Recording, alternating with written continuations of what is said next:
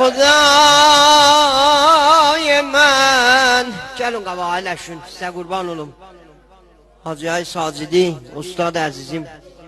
İnşallah feyz verəcək. Qulaq asın, sizə qurban olum. Ona piş müqəddəmə oxuyam əzizimə.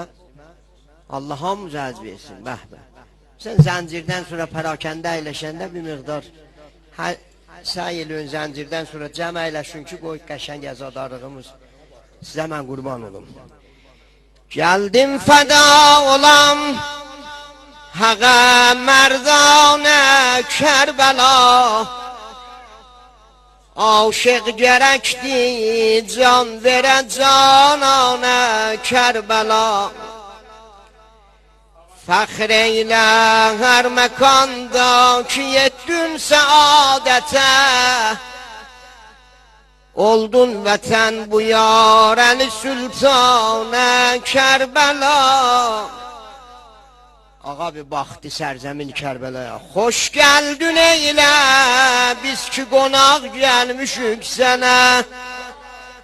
Hürmət edənlər əsmidi mehmanə Kərbəla.